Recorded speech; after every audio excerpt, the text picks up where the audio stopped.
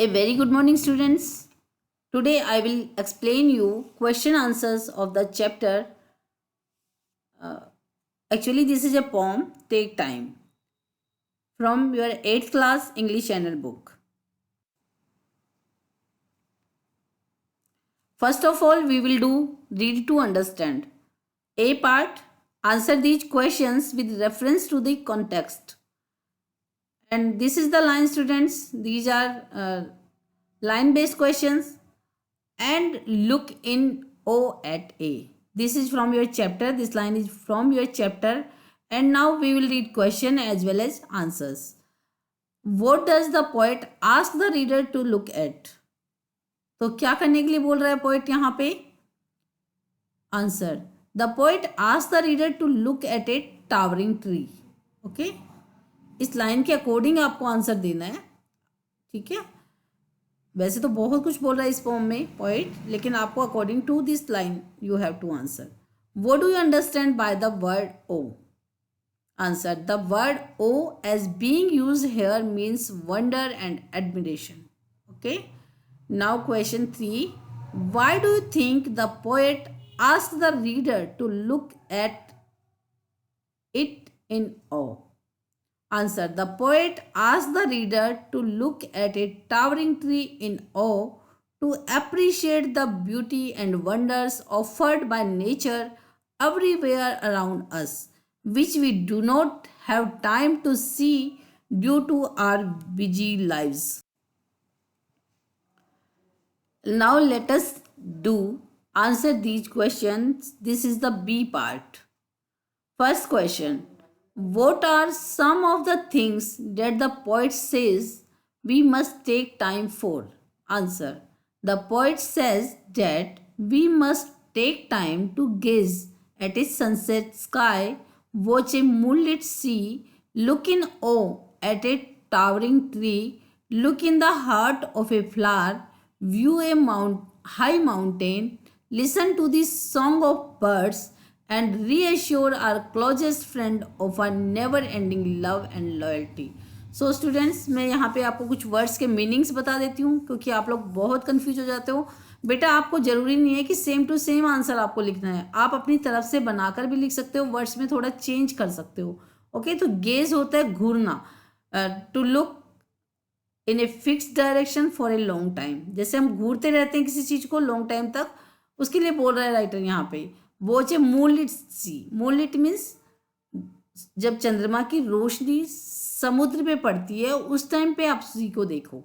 ठीक है. O means wonder.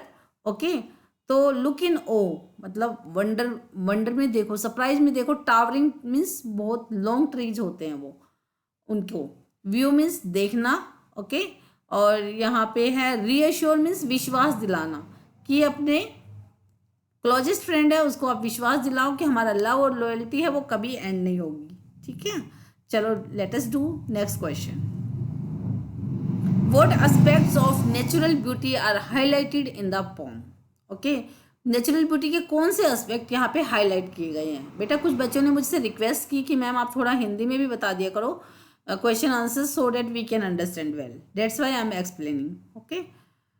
Answer. The various aspects of natural beauty that are highlighted in the poem are the sunset sky with blazing colors that dazzle the eye and watch the sea in the moonlight. The poet tells us to take time out to admire the heart of a flower which is adorned by water droplets that look like diamonds from a gentle rain. The reader is asked to see the majestic towering tree which leaves one with a sense of wonder and awe. Okay, तो यहाँ पे जो various aspect means क्या होता है? Various जो पहलू हैं, जो नेचुरल ब्यूटी के डिफरेंट पहलू हैं वो हाईलाइट किए गए हैं यहाँ पे पोएम में. क्या क्या है? Sunset sky with blazing colours. Blazing means बहुत ही डार्क ब्राइट कलर्स जो हमारी आंखों को भी चुंदिया देते हैं. ड्रेजल मीन्स चुंदिया देना. ओके, मूनलिट, मूनलाइट मीन्स चांद की रोशनी में नहाया हुआ समुद्र. और पोएट हमें बोल रहा है एडमायर मीन्स तारीफ करना. ओके, किसकी तारीफ करने के लिए बोल रहा है? फ्लावर के हार्ट की तारीफ करने के लिए, जो कि किससे? जो कि फ्लावर के बीच में बेटा जब ड्रॉपलेट्स पड़ जाती हैं और उसकी बूंदें पड़ जाती हैं तो वो डायमंड की तरह दिखाई देती हैं. और यहाँ पे क्या बोल रहा है राइटर हमें कि मैजेस्टिक टावरिंग ट्री है। मैजेस्टिक मीन्स शानदार, ओके, बहुत ही अच्छे, fantastic. Towering means tall, tall tree है, उनको देखने के लिए बोल रहा है। और wonder means and O means दोनों का मतलब सेम ही होता है, okay. Let us do next question. What are some of the contrasts shown in the poem? Answer. Some of the contrasts shown in the poem are as follows. Contrast क्या होता है बेटा? बिल्कुल opposite एक दूसरे की, okay? तो क्या क्या है यहाँ पे? Sunset sky which is comparatively dull. It's contrasted with blazing colors that dazzle the eye. ठीक है, जो सनसेट स्काई होता है वो कंपेरेटिवली क्या होता है? डल होता है, इतना अच्छा नहीं होता है, लेकिन इसका कॉन्ट्रास्ट किसके साथ किया गया है? ब्लेजिंग कलर्स के साथ। Snow-capped peak of a mountain against a clear blue sky. Okay. Next question. The last stanza has a reminder and a warning. What is it? Answer. The last stanza has a reminder as well as a warning that if we don't take time out of our busy schedules to appreciate the wonders of nature all around us, we might not have time left to do so in the near future. कि near future में क्या हो सकता है? कुछ भी गलत हो सकता है, मिस हैपनिंग हो सकता है हमारे साथ, तो हो सकता है हमारे पास टाइम ही ना बचे। तो ये राइटर हमें एक रिमाइंडर भी दे रहा है और एज वेल एज हमें एक वार्निंग भी दे रहा है इसमें। चलो next question, late us do. Find an example of A metaphor in the pome, discuss. Metaphor क्या होता है बेटा? पहले में ये फिगर ऑफ स्पीच होता है, एक पोएटिक डिवाइस होता है जो कि एक इनडायरेक्ट कंपैरिजन में यूज किया जाता है, ओके। जैसे camel is a ship of dessert. अब देखो कैमल ना शिप तो नहीं होता है, लेकिन कैमल की कंपैरिजन किससे की जा रही है? शिप से की जा रही है इनडायरेक्टली, ओके। उसे डायरेक्टली बोला जा रहा है camel is a ship of dessert, पर इनडायरेक्ट कंपैरिजन है शिप के साथ, जहाँ पे आप यूज नहीं करते हो एज एंड लाइक, एज और लाइक, तो वहाँ पे इनडायरेक्ट कंपैरिजन होता है और वहाँ पे मेटाफर होता है। मेटाफर फिगर ऑफ स्पीच होता है। अब देखो बेटा फिगर ऑफ स्पीच क्या होते हैं? देखो कोई भी राइटिंग स्किल्स होती है, उसको ब्यूटीफुल बनाने के लिए, उसको ऑर्नामेंटल बनाने के लिए, जैसे हम लोग ऑर्नामेंट पहनते हैं अपने आप को डेकोरेट करने के लिए, ऐसे ही लैंग्वेज को डेकोरेट करने के लिए हम कुछ फिगर्स ऑफ स्पीच यूज करते हैं, जैसे मेटाफर, सिमिली, ओके, ऑनमोटपिया, ऐसे बहुत सारे फिगर ऑफ स्पीच है, पर्सोनिफिकेशन, ओके। कभी मैं आपको समझाऊंगी, मैं एक वीडियो बनाऊंगी इस पर। तो यहाँ पे देखो इस पोम में क्या एग्जाम्पल है? Peon sweet without need of words, okay. यहाँ पे पियन स्वीट मतलब ए सॉन्ग ऑफ जॉय, जो कि किसका सॉन्ग है? मतलब पोइट का, उनका वर्ड्स का सॉन्ग है, उसकी कंपैरिजन की गई है यहाँ पे।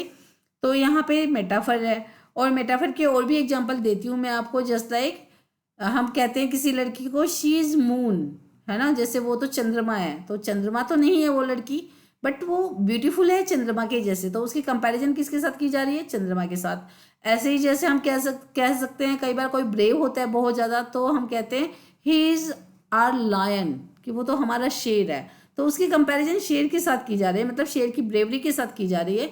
तो यहाँ पे मेटाफर है, ठीक है। जब कंपैरिजन की जाती है किसी के साथ, किसी की, और उसके साथ एज या लाइक यूज नहीं किया जा रहा और इनडायरेक्टली उसके साथ कंपैरिजन की जा रही है, then it is called metaphor.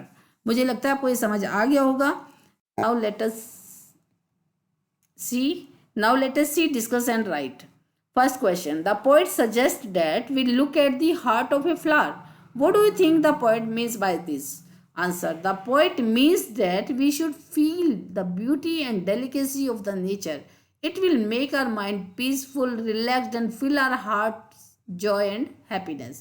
तो यहाँ पे पोइट क्या सजेस्ट करना चाहता है? हमें जो ब्यूटी है नेचर की, जो कोमलता है, उसको फील करना चाहिए, जिससे हमारे माइंड क्या हो जाएंगे? पीसफुल हो जाएंगे, रिलैक्सड हो जाएंगे, और हमारे heart full of Joy and happiness, मतलब हमारे हार्ट जॉय एंड हैप्पीनेस से भर जाएंगे। Okay. Second question, how will making time or thinking deeply about such things as mentioned in the poem help us to develop humility, appreciation and respect? तो देखो बेटा, कैसे अगर हम नेचर को ऐसी देखेंगे और सोचेंगे उसके बारे में, तो कैसे ह्यूमिलिटी, अप्रिशिएशन मीन्स प्रेज, तारीफ, और रिस्पेक्ट आपको पता ही है, ऑनर, कैसे हमारे अंदर डेवलप होगा, कैसे विकसित होगा।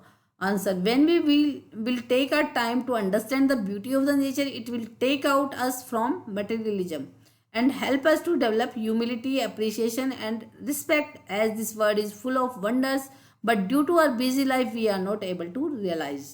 अब देखो पॉइंट क्या कहते हैं, मेटेरियलिज्म से निकलेंगे। हम सारे भौतिकवाद में विश्वास करते हैं। क्या हम चीज़ों को जोड़ने में विश्वास करते हैं? हमारे पास बिल्कुल भी टाइम नहीं है कि हम ब्यूटी को अप्रिशिएट करें, जो कि नेचर पूरी भरी हुई है। अगर हम नेचुरल ब्यूटी की तरफ थोड़ा सा भी अट्रैक्ट होंगे और थोड़ा अपना ध्यान उधर लगाएंगे तो हमारे जो माइंड में पूरा दिन टेंशन चलता रहता है वो थोड़ा ख़त्म हो जाएगा। बेटा रियल में ही ना एक मैसेज है इस फॉर्म में। आप सच में ही आप ऐसे देखना, जब आप कभी बहुत ज़्यादा परेशान हो जाओ तो आप एक पार्क में चुपचाप बैठ जाना और वहाँ पे पार्क में जो फ्लावर्स वगैरह हैं उनको ध्यान से देखना, तो आपके माइंड को बहुत रिलैक्स मिलेगा। तो इससे ना हमारे दिल में क्या होगा, ह्यूमिलिटी पैदा होगी, मतलब इंसानियत, और जो प्रेज करने की, जो तारीफ करने की भावना है, और रिस्पेक्ट होगा जो नेचर के लिए भी और एक दूसरे के लिए भी, वो सब पैदा होगा। Okay, this is all. I hope you all have understood. Thank you for watching the video.